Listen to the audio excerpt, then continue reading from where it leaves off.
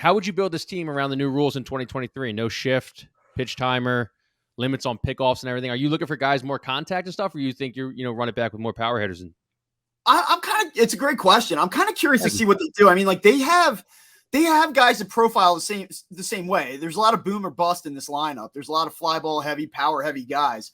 So I mean, I think that in an ideal world, the complement is to bring in a guy that's a little bit more contact oriented.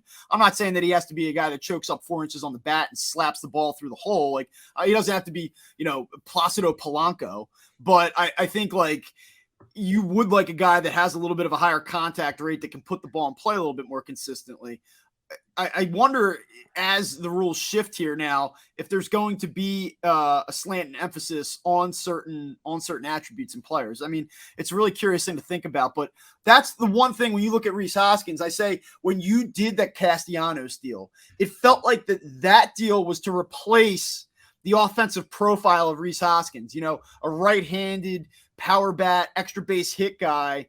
Now, I don't know if Nick Castellanos is going to be that next year. One can only hope, I guess.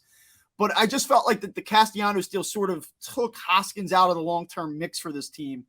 It just feels like an imperfect fit right now. The Phillies have a lot to figure out. And I think what they want to do, rather than just say, we're going to accomplish these 3 things, I think that they're coming in saying we're going to be aggressive and we're going to try to make ourselves better.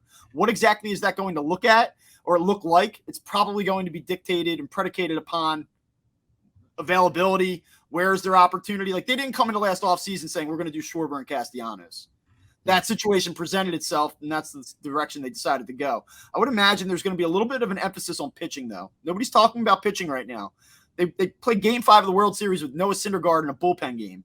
You got to make this rotation better. Look, Carlos Rodon.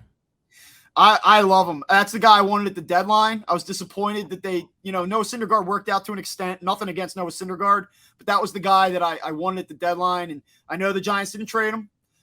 Maybe they were asking something that was just absurd. So I'm not saying it's the Phillies' fault that they didn't get him, but I think that would have made, that would have been a difference-making move. And had he pitched to his capabilities throughout the postseason and in the playoffs, they might have won the World Series with that type of arm in that series.